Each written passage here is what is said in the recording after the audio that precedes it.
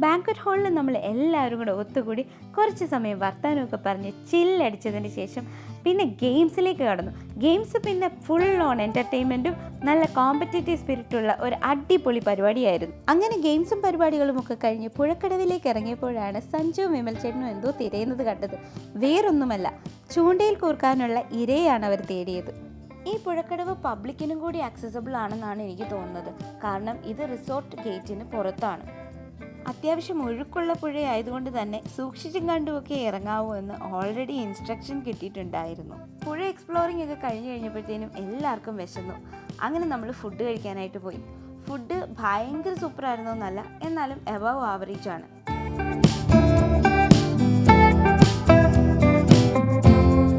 പിന്നെ ഫുഡ് കഴിച്ചതിൻ്റെ ക്ഷീണത്തിന് കുറച്ച് സമയം റെസ്റ്റ് എടുത്തു. റെസ്റ്റിംഗ് ഒക്കെ കഴിഞ്ഞ് പിന്നെ പൂൾ എക്സ്പ്ലോറിംഗ് ആയിരുന്നു. എല്ലാവരും പൂളിൽ കിടന്ന് അറുമാദിച്ചു. പൂളധികം എക്സ്പ്ലോർ ചെയ്യാൻ താല്പര്യമില്ലാത്തവർക്ക് അവിടെ വേറെ ആക്ടിവിറ്റീസും ഉണ്ട്. ക്യാരംസ്, ബാഡ്മിൻ്റൺ, പിന്നെ സൈക്ലിംഗ് ഒക്കെ ഉണ്ടെന്ന് ഞാൻ കേട്ടു. പക്ഷേ ഇതൊന്നും നമ്മൾ ആരും എക്സ്പ്ലോർ ചെയ്തില്ല. എല്ലാവർക്കും പൂള് മതിയായിരുന്നു.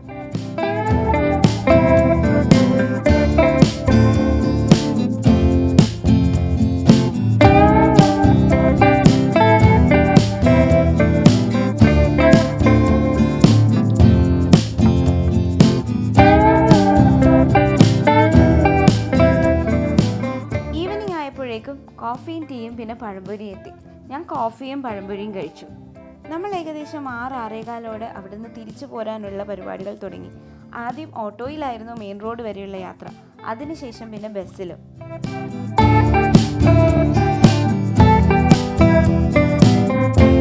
പൂളിൽ കിടന്ന് ആഘോഷിച്ചതിൻ്റെ ക്ഷീണം എല്ലാവർക്കും ഉണ്ടായിരുന്നെങ്കിലും അതൊന്നും ആരും കാണിച്ചില്ല. ബസ്സിൽ എല്ലാവരും നന്നായിട്ട് തകർത്തു.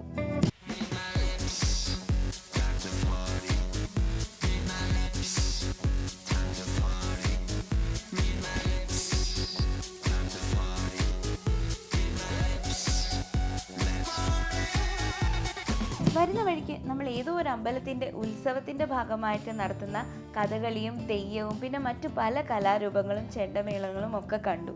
അത് ഒരു ആഡ് ഓൺ ബോണസ് ആയിരുന്നു. തിരിച്ച് ഓഫീസിലെത്തി എല്ലാവരോടും ബായ് പറഞ്ഞിട്ട് ഞാൻ വീട്ടിലേക്ക് പോന്നു.